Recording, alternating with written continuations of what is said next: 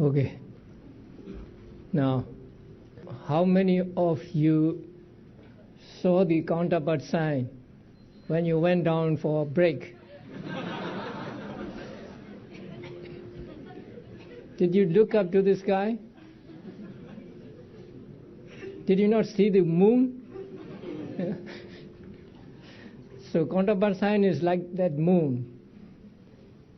It is without blemish, it is shining. And so from that moment on, that means when the learned sign has changed to counterpart sign, access development is said to be accomplished. So a person is said to gain access concentration when the counterpart sign appears to him. So access development is accomplished, consisting in concentration of the sense sphere. That access concentration is kama vajra. It belongs to sense sphere consciousness, in which the obstacles have been abandoned. So at that time, the nivaranas or the hindrances are subdued. Following this, as one cultivates the counterpart sign by means of access concentration, that means the yogi dwells on that counterpart sign again, calling to his mind the counterpart sign and practicing, saying to himself, earth, earth, earth, earth, and so on. One enters the first jhana of the fine material sphere. So in this way, he attains the first jhana. So first, he looks at the disc with his eyes and memorizes the disc. So when he is memorizing the disc, that sign is called preliminary sign, and his development is also preliminary development. When he is able to memorize that sign, and he can see the sign without looking at it or with his eyes closed, he is said to obtain the what sign? Learned sign or grasped sign. And at that time, the development is still preliminary development. And he continues practicing meditation on that disc. Actually, the image of that disc in his mind. Since it is the image of the disc in the mind, it is not ultimate reality, it is a concept. So he dwells on that object, and the sign develops into a counterpart sign. That means the blemishes, flaws, and others begin to clear away, and so the sign remains clean, clear, and bright. And when he obtains the counterpart sign, his development is said to be access development, and at that time access concentration also is obtained. So counterpart sign with access concentration, preliminary sign and learned sign with preliminary development. And he continues practicing meditation on that counterpart sign, and when his concentration becomes mature, then he is said to enter into the first jhana. So that means in his mind a thought process arises, taking the counterpart sign as object. And when it becomes jhana, then it belongs to rupa vajra or fine material sphere. So if you remember the thought process of jhana, you will notice that preceding the jhana thought moment are the four sense sphere types of consciousness: preparation, access, conformity, and then change of lineage. And then after change of lineage, there is jhana.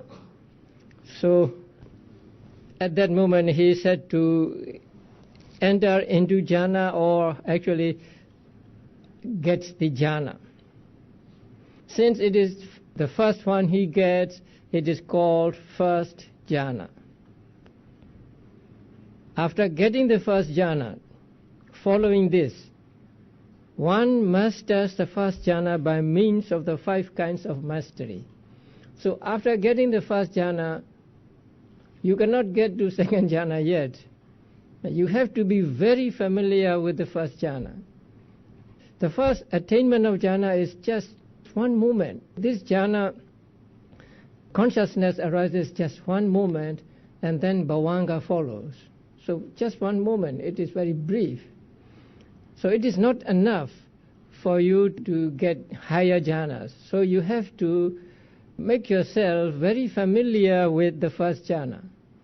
And there are 5 kinds of masteries you can practice on that jhana you have attained. So those 5 kinds of mastery are adverting, attainment, resolution, emergence, and reviewing. So these are called the 5 masteries. For 5 masteries, please turn to page 342. Of these, mastery in adverting is the ability to advert to the different jhana factors such as vitakka, vichara, etc. quickly and easily in accordance with one's wish. Now, after getting the jhana, there follows a thought process called reviewing thought process. Now, reviewing thought process takes the factors of jhana as object. So if it is the first jhana, there are 5 jhana factors. So on each one, there is reviewing thought process for vitakka, reviewing thought process for vichara, and so on. Before really reviewing, the mind must turn to these factors. So that turning to these factors is what is called here adversion. So that turning, a yogi must be very familiar with. That means when he wants to and what he wants to, he must be able to turn to that object, which are the vitakka, vichara, and so on. So that is called the adverting mastery. And then next is mastery in attainment. It is the ability to attain the different jhanas quickly and easily, without many bhavangas arising in the process of the attainment. That means if a person wants to get into first jhana, he must be able to get into it quickly. If he wants to get into the second jhana, he must be able to get into it quickly, and so on. So this is mastery in attainment.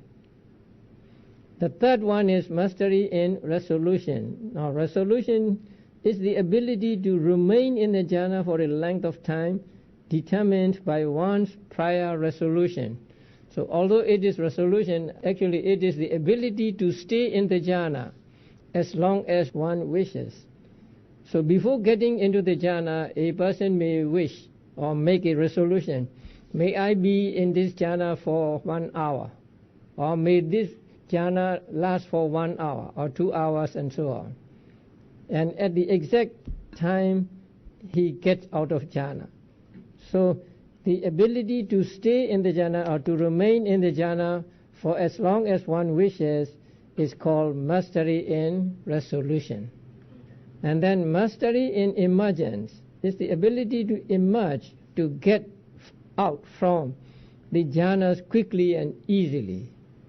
So at the end of that period, he has resolved, he must be able to get out of the jhana quickly, and at the time he resolved. So that is called mastery in emergence, that is getting out of jhana. So The mastery in attainment is getting into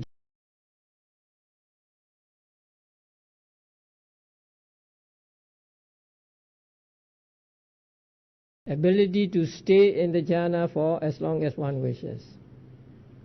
And mastery in reviewing is the ability to review the jhana from which one has just emerged. So this reviewing and the first one, adverting, go together in one thought process. You know, if you go back to the 4th chapter and look at the diagram of the jhana thought process, you will see that it begins with bhavanga, and then mind-or, adverting, and then preliminary, and so on, then jhana. So the mind-or adverting is what is called here the mastery in adverting, and javanas in that 10th sphere thought process are called reviewing. So they belong to the same thought process. So the ability to review the jhana factors from which one has just emerged is called mastery in reviewing. So a yogi must practice so that he gain these 5 kinds of mastery over first jhana. And besides these 5 masteries, the meditator is also encouraged to develop skill in extending the visualized counterpart sign by gradually increasing its size until it appears as if encompassing the entire world.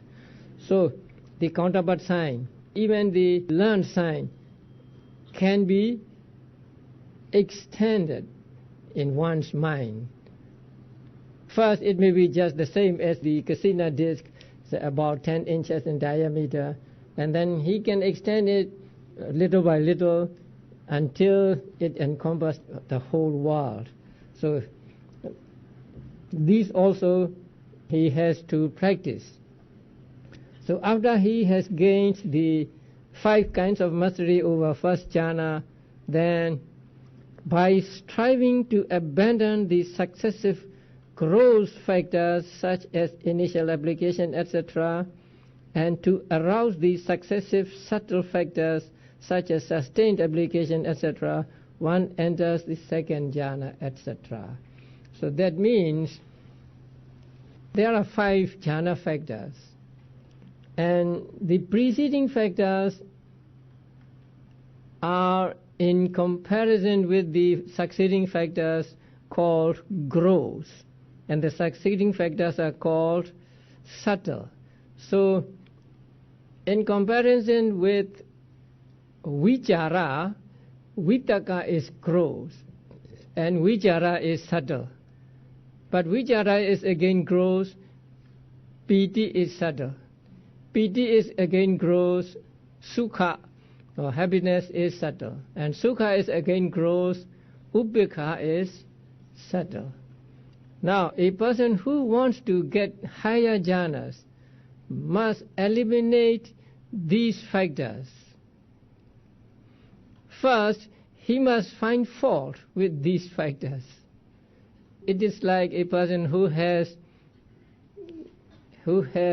got a BA degree, wants to get an MA degree, and one who has an MA degree goes for PhD and so on. So after getting first jhana, suppose a person wants to get second jhana. So first he must gain mastery over the first jhana, and then he must find fault with the first jhana. If he cannot find fault with the first jhana, he cannot go beyond that. Now this first jhana has 5 factors, and vitaka means thinking. Vitaka takes the mind to different objects.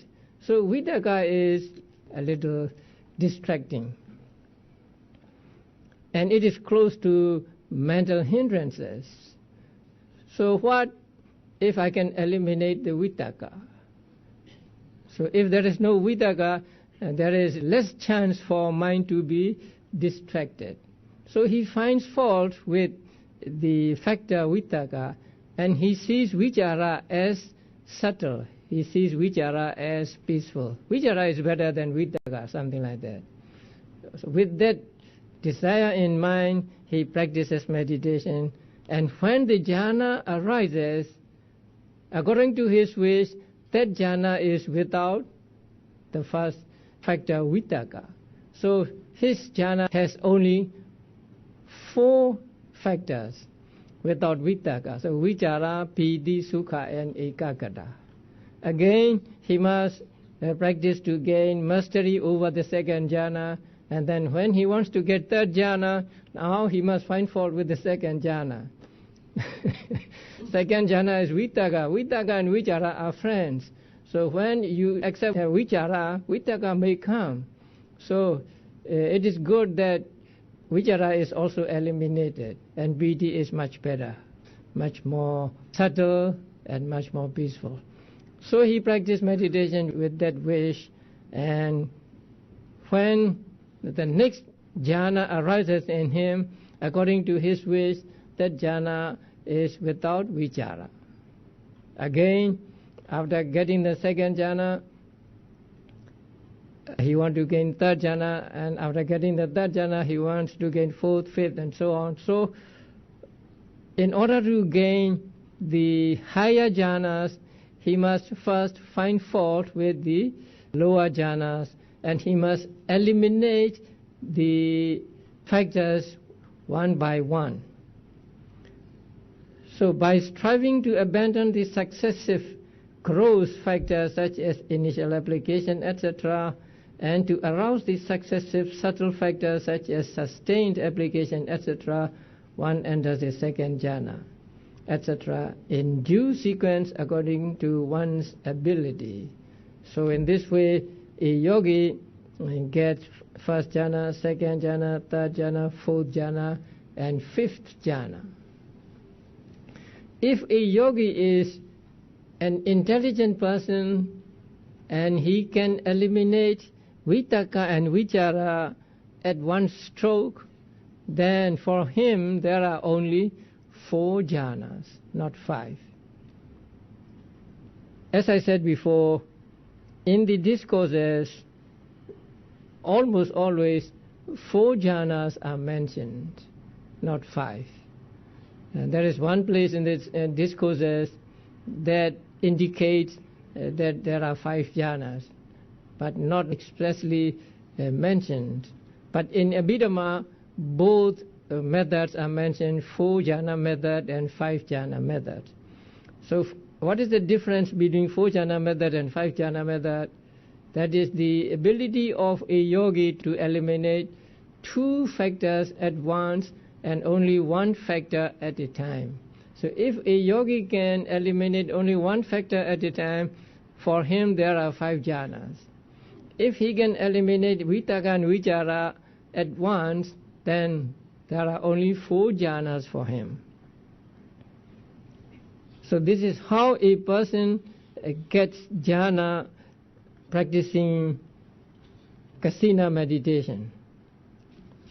Thus the counterpart sign is found in 22 meditation subjects, the earth, kasina, etc. But of the remaining 18 subjects, the illimitables or the limitless ones occur with the concept of beings as their object. Now, metta, karuna, mudita, and upekha, loving kindness, compassion, sympathetic joy, and equanimity. When a yogi practices these 4, he takes beings as object. Since beings are not ultimate reality but concepts, they are called concepts of beings. So most jhanas take beings as object. So this is how a yogi gets first, second, third, fourth, and fifth material jhanas. Now the immaterial jhanas or immaterial attainments. Next, one withdraws any kasina except the space kasina and does the preliminary work by contemplating the space that remains as infinite. When a person who has obtained, let's say 5 jhanas, who has obtained the 5 jhanas, wanted to get the first immaterial jhana, he must first enter into the 5th jhana he has obtained, and then withdraws the kasina, except the space kasina. Now there are 10 kasinas, so among them space kasina cannot be withdrawn, so space kasina is accepted. So that yogi withdraws the kasina and does the preliminary work, that means practice meditation on that. Actually here kasina means sign, counterpart sign. So by contemplating the space that remains as infinite. Now a person gets into the 5th jhana, and let us say his 5th jhana takes the counterpart sign of earth kasina as object. So he takes the counterpart sign of earth kasina as object, and then he stops paying attention to that counterpart sign. So when he stops paying attention to that counterpart sign, that counterpart sign disappears, and in its place only space remains. Now he takes that space as the object of his meditation. There is nothing in the space, so he takes that space as object. By doing so, one enters the first immaterial attainment. So he contemplates on that space, saying to himself, infinite space, infinite space, infinite space, infinite space, and so on. And then he gets the first immaterial attainment. Then he gets the first immaterial jhana. The first immaterial jhana is base of infinite space. When one does the preliminary work by contemplating the first immaterial sphere consciousness as infinite, one enters the second immaterial attainment. After getting the first immaterial jhana, he wants to get the second immaterial jhana. In that case, he takes the first immaterial sphere consciousness as object and contemplates on it as infinite consciousness, infinite consciousness, infinite consciousness. And then he gets the second immaterial jhana. So the first immaterial jhana takes the what? Space, right? So first immaterial jhana takes the space as object, but the second immaterial jhana takes the first immaterial sphere consciousness as object. So when he gets the second immaterial jhana, there is no first immaterial jhana. So when he wants to attain the third immaterial jhana, he contemplates on the nothingness or absence of the first immaterial consciousness. So when he gets the second immaterial jhana, there is no first immaterial consciousness. The first immaterial consciousness has disappeared. It is now absent. It is now nothing.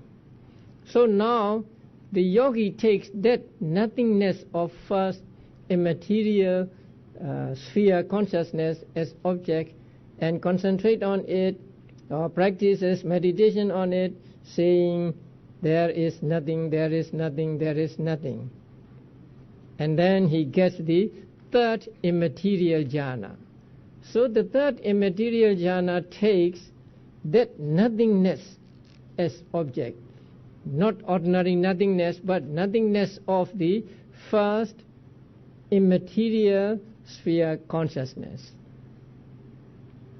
When he wants to get the fourth immaterial jhana. He takes the third immaterial sphere consciousness as object and contemplates on it as this is peaceful, this is sublime. This is sublime because it can take even nothingness as object. It's not easy to take nothing as object, but it is so subtle, it is so sublime that it can take the nothingness of the first immaterial sphere consciousness as object. He contemplates on that nothingness, saying to himself, this is peaceful, this is sublime, this is peaceful, this is sublime.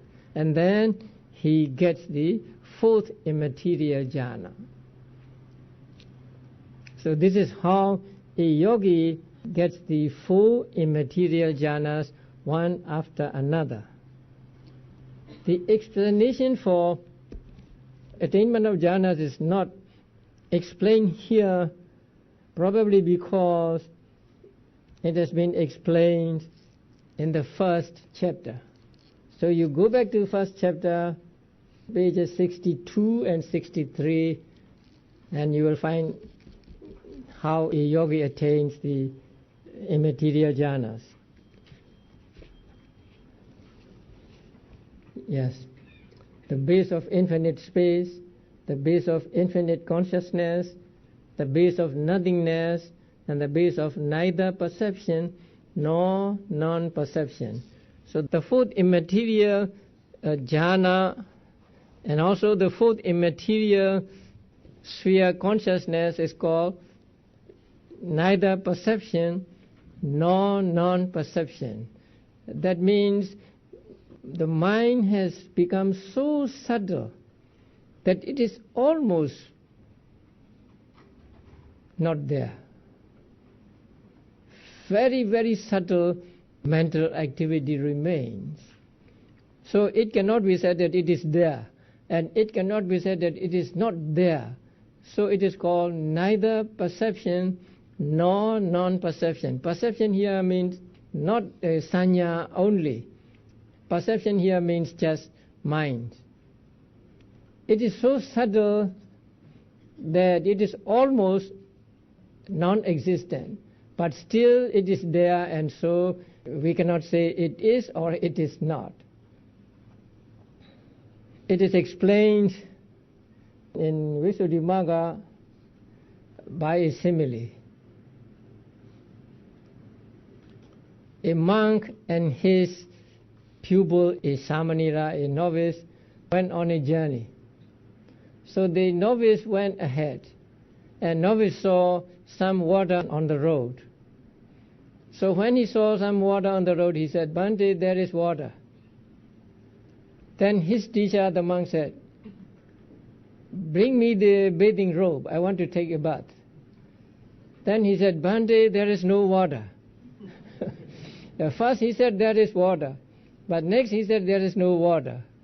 Now, when he said there is water, there is enough water to wet the feet of them. But when he said there is no water, it means there is not enough water to take bath in.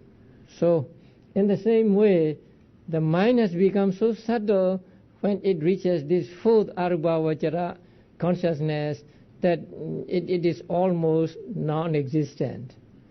But still it is there, and so it is called neither perception nor non-perception. So these are called the four immaterial jhanas, and a person who gets these immaterial jhanas and dies with them will be reborn as immaterial Brahmas without physical bodies, just mind there.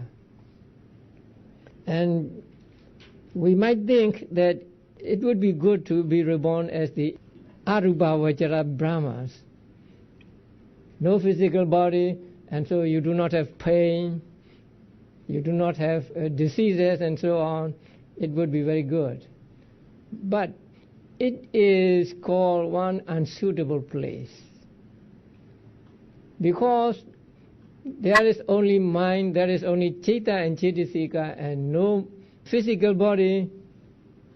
Those that are reborn there cannot hear the teaching of the Buddha. They cannot see the Buddha because they have no eyes. They cannot hear the teaching of the Buddha because they have no ears. And so they cannot get any benefit from the Buddha and his teachings. So they are called, let's say, unsuitable places. With the other 10 meditation subjects, when one does the preliminary work by taking the virtues of the Buddha, etc., as one's object, when that sign has been thoroughly acquired, one becomes concentrated upon it by means of preliminary development, and excess concentration is also accomplished. So, by practicing the recollection of the virtues of the Buddha and so on, one can reach only excess concentration or neighborhood concentration, and one cannot get jhana.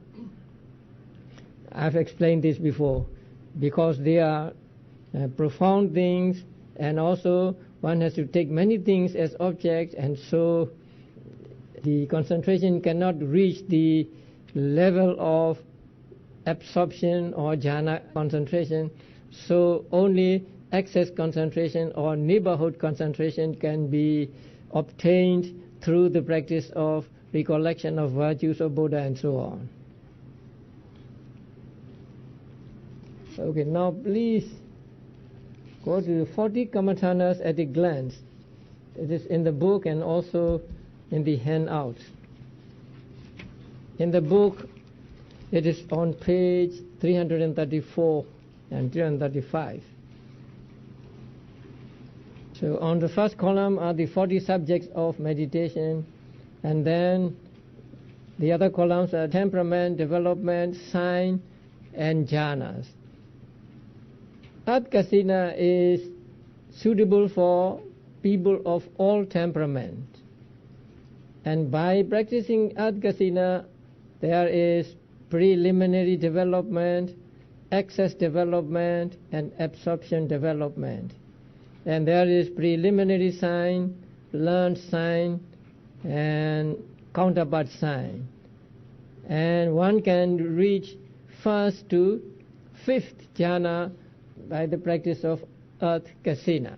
So you read like this: water kasina, fire kasina, air kasina, and so on. Now blue kasina is suitable for hateful temperament, and the others are the same. And then space kasina is suitable for all temperaments, and light kasina also suitable for all temperaments. Then foulness 10, bloated corpse, is suitable for lustful temperament, and there can be preliminary development, excess development, absorption development, preliminary sign, learned sign, and counterpart sign. But one can get only first jhana, no second, third, fourth, and fifth jhana. And the other ones, discolored, festering, dismembered, eaten, scattered, mutilated, bloody, worm-infested skeleton, they are all suitable for lustful temperament and all developments, all signs, and they can lead to the attainment of first jhana only. And then 10 recollections.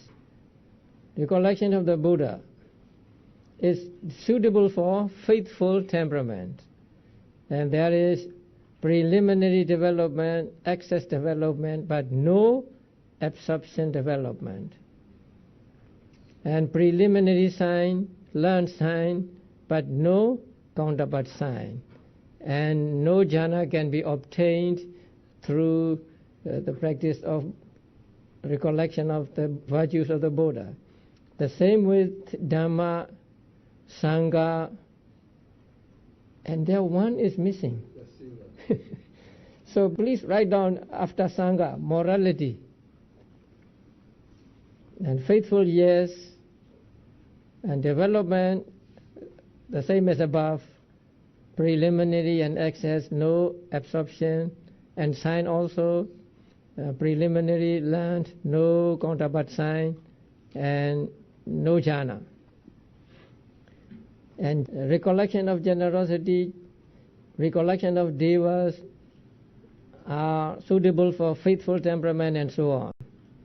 And recollection of peace is suitable for intellectual temperament, and the others say you cannot get jhana by practice of recollection of peace or recollection of death. And then recollection of the body, it is suitable for lustful temperament, and there is preliminary development, access development, and absorption development. And there can be preliminary sign, learned sign, and counterpart sign, and only first jhana can be attained. Breathing, recollection of breathing or mindfulness of breathing meditation is suitable for deluded temperament and discursive temperament. And 3 developments, 3 signs, and first to fifth jhana. Then illimitables or limitless ones, loving kindness, compassion, appreciative joy, and equanimity. So they are suitable for hateful temperament. And the others, there are no counterpart sign for these illimitables, but they can lead to the attainment of first to fourth jhana, and equanimity can lead to fifth jhana. And then one perception, food as loathsome, it is suitable for intellectual temperament, and only 2 developments, 2 signs, and no jhana.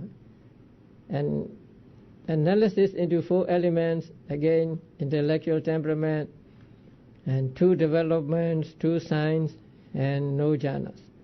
Immaterial states are suitable for all temperaments, and all 3 developments, 3 signs, and first immaterial sphere jhana, second, third, fourth immaterial sphere jhana, and so on.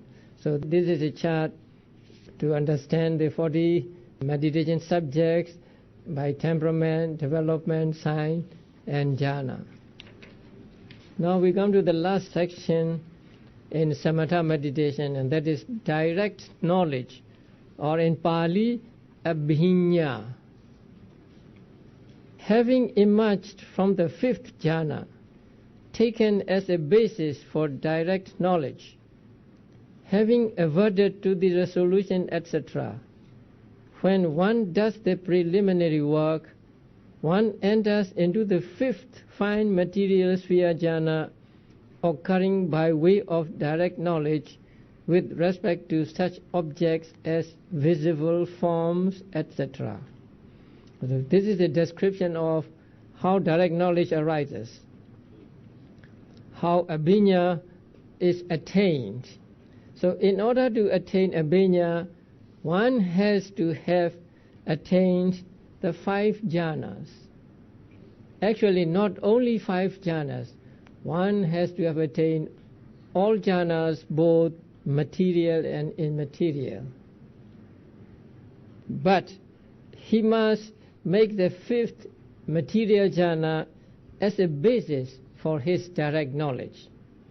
So a person who has attained all 8 jhanas or all 9 jhanas must enter into the 5th jhana if he wants to gain abhinya. And that 5th jhana is here called a basis jhana. So it's the basis for direct knowledge. And then having adverted to the resolution, etc. So there is a kind of resolution, thought process, and when one does the preliminary work, one enters into the 5th fine material sphere jhana. So then the 5th fine material jhana arises by way of direct knowledge. So direct knowledge is actually the 5th jhana. The 5th jhana especially developed, not the ordinary 5th jhana, but after getting all the 9 jhanas, a yogi must be very familiar with the jhanas. He must be able to practice jhana, taking earth kasina as object, fire kasina as object, and so on.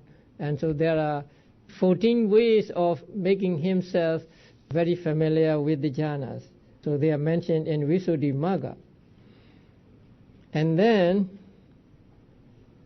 he must get up from that basis jhana, and he enters into another thought process. So with that thought process, he makes some preliminary work. That means if he wants to create 100 images of himself, then he may say, let me become 100, let me become 100. And then he enters into fifth jhana again. And after that fifth jhana comes the abhinya, or direct knowledge.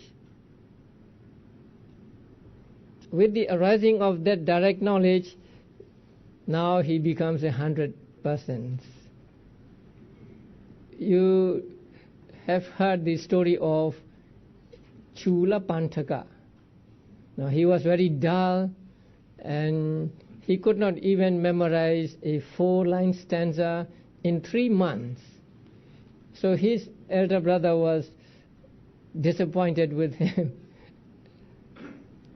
So one day, a devotee invited all monks at the monastery for lunch, and his elder brother accepted for all except his younger brother.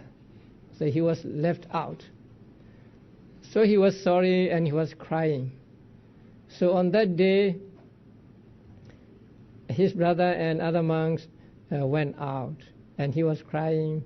And so Buddha saw him, and Buddha asked him why he was crying, and he told the story to the Buddha.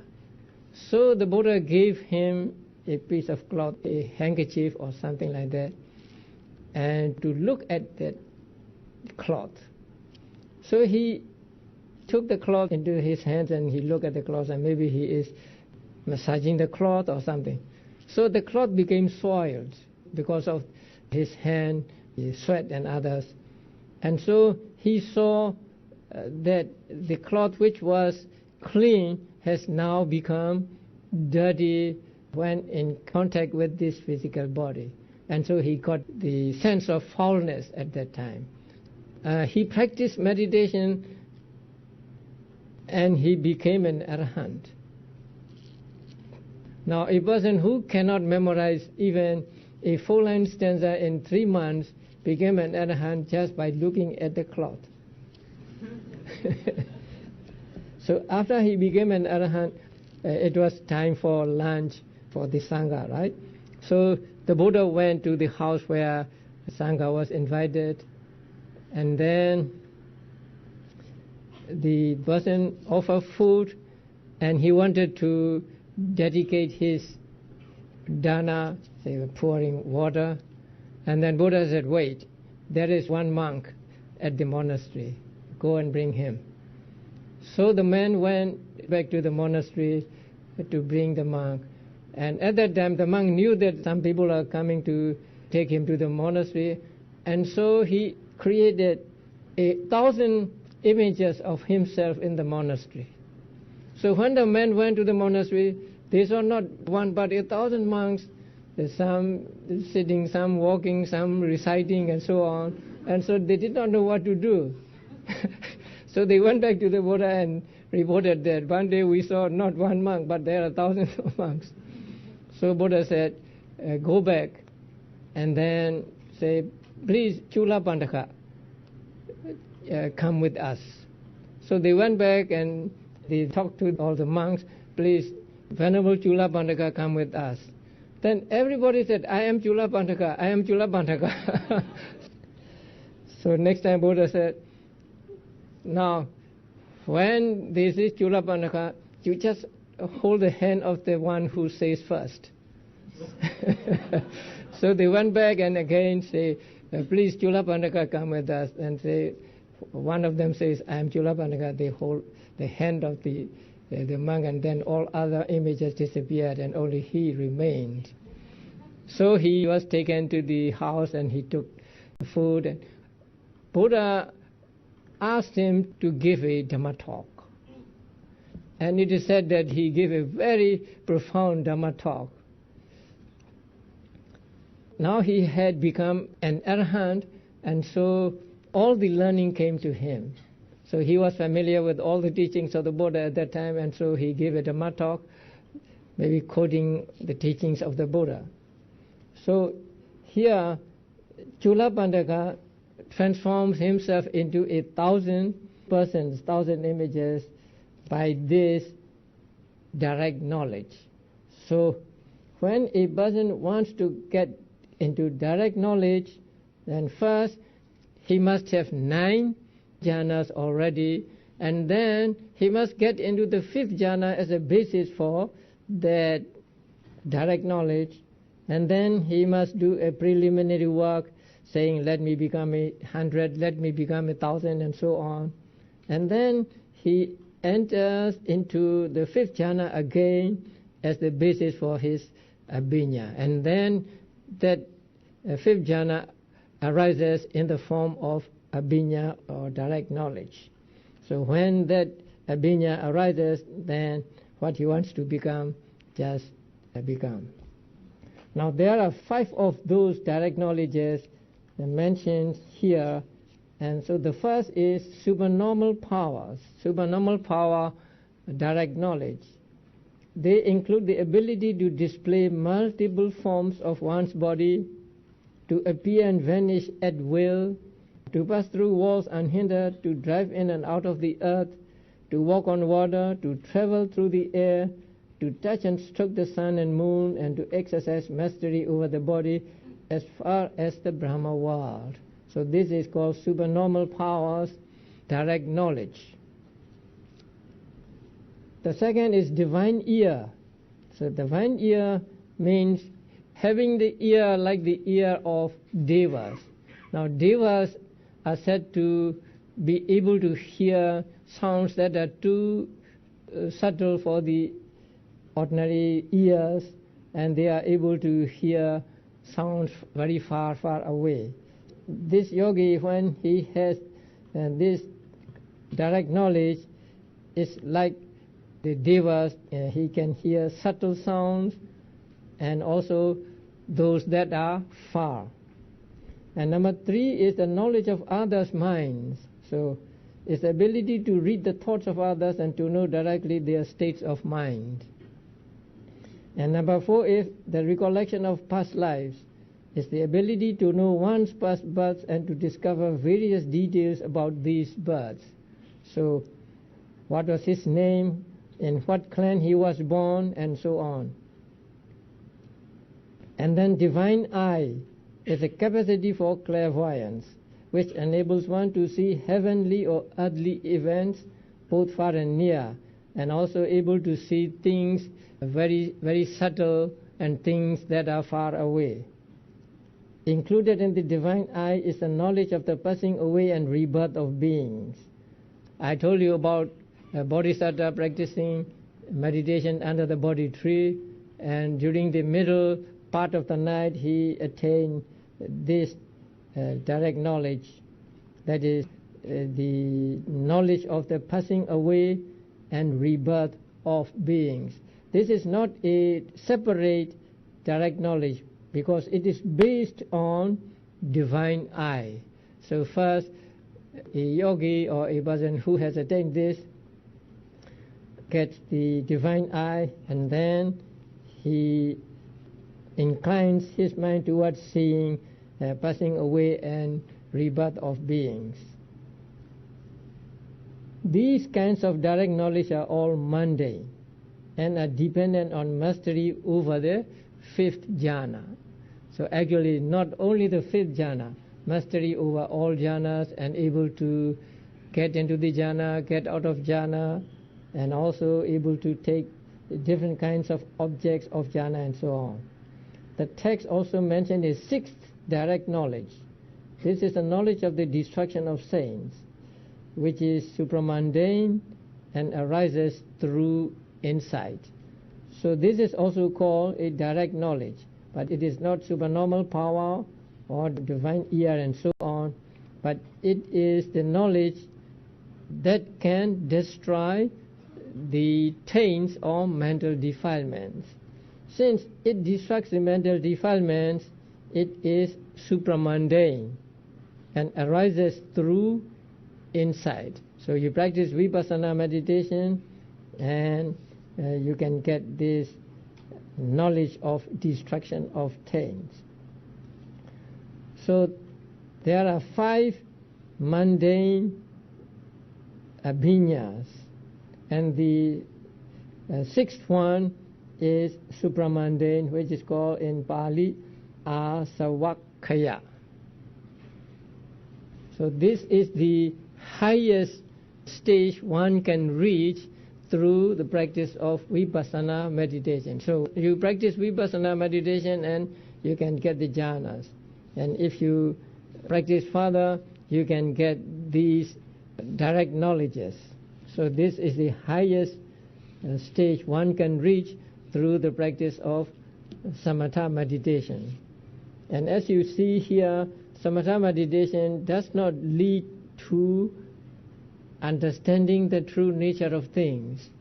It just leads to attainment of jhanas and attainment of abhinyas.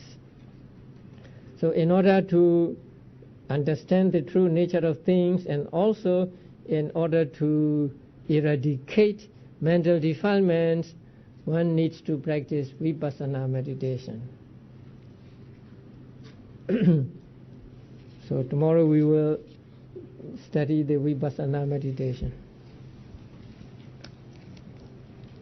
In the practice of kasina, how should we treat the area outside the disc? Do we treat them as black?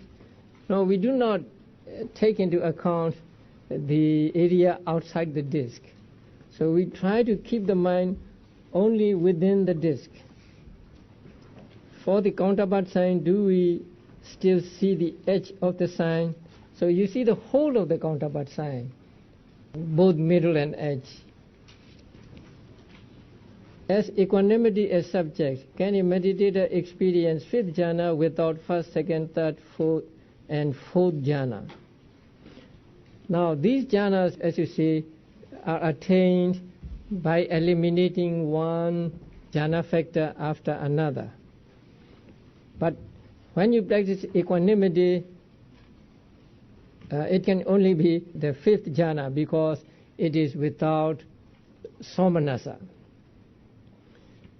And equanimity can be practiced successfully, or that means you can get 5th jhana through the practice of equanimity only when you have attained the first 4 jhanas through the practice of loving kindness or compassion or sympathetic joy.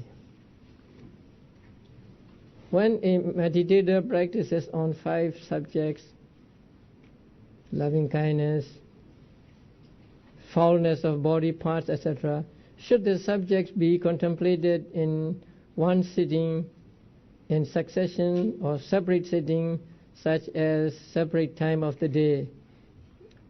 It can be practiced in separate sittings, because you cannot sit for the whole day. So you sit for some time, then you may get up and do other things, and then you practice it again. If a meditator uses mindfulness of breath as subject, what would be considered as sign, landing and counterpart sign? Would the sign appear? Yeah, here also signs appear. So you can read the signs in this book. So if we take anapanasati as our meditation object, what is the preliminary sign? Okay, landing sign and counterpart sign. Here the sign is always the breath as concept. Now when you practice anapana as samatha meditation, You take the breath as object, that means breath as concept. And you ignore all other objects, but just try to be mindful of the breath at the entrance of the nostrils or on the upper lip. And in order to get strong concentration, you may use counting as in one, out one, in two, out two, and so on. And when your meditation matures, you begin to see the signs, and then you concentrate on the sign, on the breath again, and until you get into jhana. So you can read about Anapana meditation in Visuddhimagga. There is a very detailed instruction and explanation for the practice of mindfulness of breathing.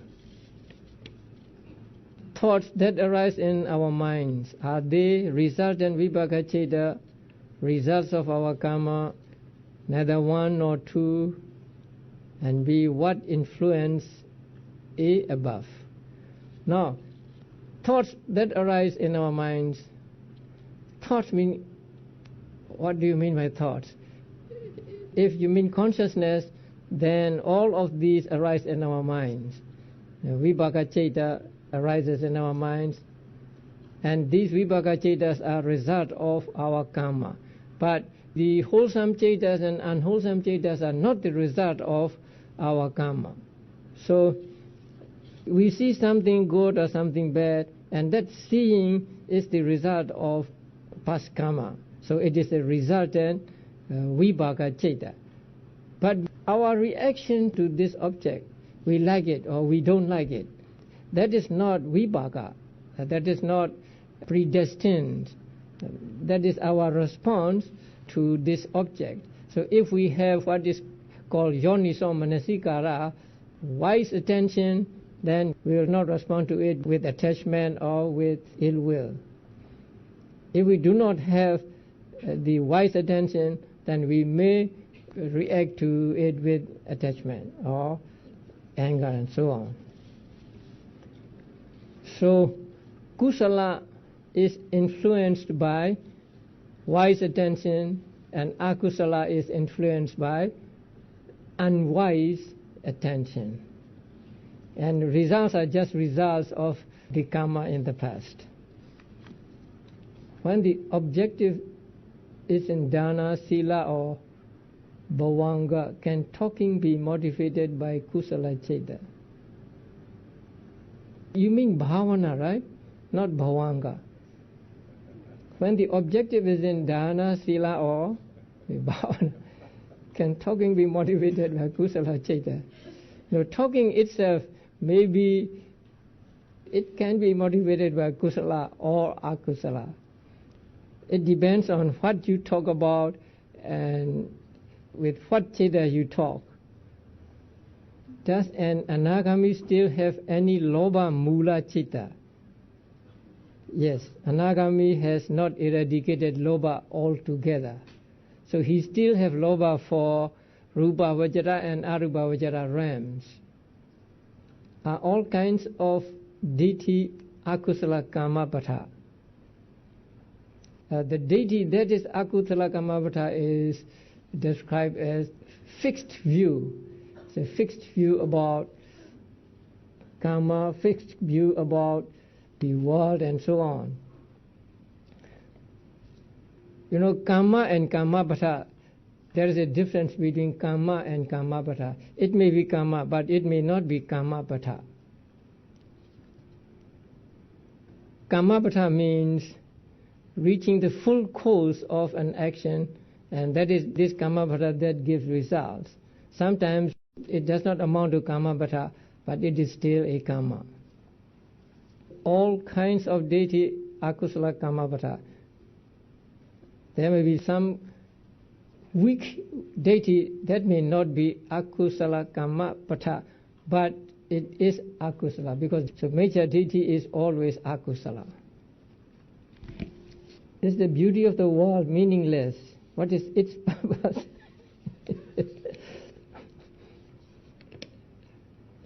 Sometimes people ask me whether I enjoy the beauty of nature. So I said, yes, I do a little. But we are trained to view things as not beautiful, as impermanent, as unstable, and so on.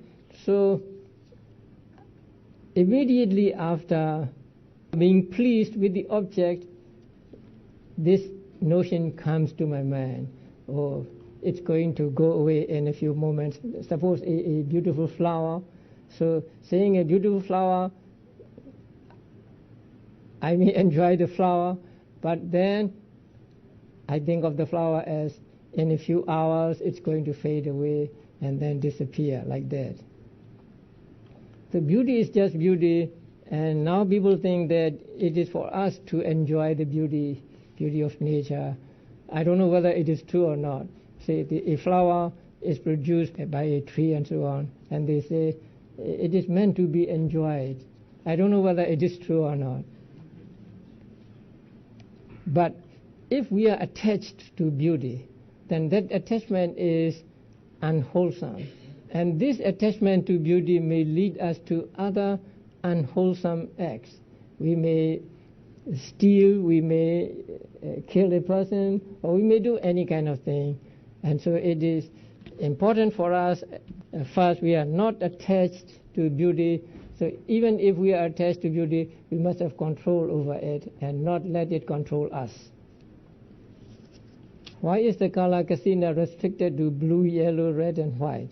Can other colors be used? I thought the same way.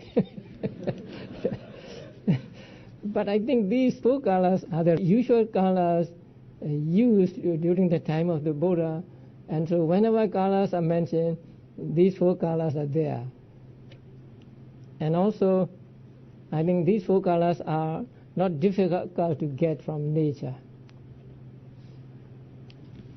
Having been to a meditation retreat, I began to learn and improve my mindfulness. However, I have some difficulty in sitting comfortably with my right leg over my left leg, cross-leg posture. Pain experience way before I start meditation. Thus I changed my posture with my left leg crossed while my right leg is squat, and that allowed me to meditate for an hour. But once it enters into the second hour, my body tends to fall towards my left-hand side, and that disturbs my progress. Please advise. I think you should do exercise. Yes, so that you can sit in this posture. To do exercise little by little, I think you can sit in any posture. At one time, a woman came to our monastery and she wanted to attend the morning service. So she came and she sat in the lotus posture. And our service lasts about 45 minutes. So she sat in that posture, and then I looked back and I saw her and I asked her, how can you sit in that posture, a Westerner? You know, Westerners cannot sit even in simple cross-legged posture. So she said, I had to exercise for 1 year to be able to sit in that posture. So if you have difficulty in sitting, try to do some exercise. And also, you can practice meditation not in cross-legged posture only. Actually, you can practice in any posture so long as it does not lead to idleness. Sometimes when you are very comfortable, you become lazy and you don't want to practice and so on. So in one book it is said that you should be comfortable enough to practice and you should be uncomfortable enough not to go to sleep. So you can sit on a chair and practice on a couch or whatever. When is the time when we said our mindfulness is matured? When your mind can be on the object, your mind can be with the object and not much distractions, then you have good mindfulness. Why people say that if you are good at meditation, mental effort, you don't need to exercise or work, example jogging, physical effort, please comment. Mind, when it is concentrated, is very relaxed. It's a relaxed, and I think it can also help to relax the muscles in the body. Those who are advanced in the practice of meditation can sit for hours without moving, 3-4 hours, and they do not feel any discomfort after getting out of meditation. So that means although they are sitting cross-legged for 2-3-4 hours at a stretch, their mind is concentrated, and so it is relaxed. When mind is relaxed, the body is also relaxed. But I think use your own judgment. You may need some physical exercise to relax your body, and there is no harm in doing that. But when you are at the retreat, then we recommend that you do not do any physical exercise also, because you will be practicing meditation sitting and walking alternately, and so you get at least movements of your body about 4-5 hours a day, and so we think that is enough for your body to get exercise. What is the counterpart sign? That arises from mindfulness on breathing. The breathing itself is a counterpart sign. Although the other signs may appear to you, I'll have to consult Visuddhimagga again to find the answer of this question. Okay.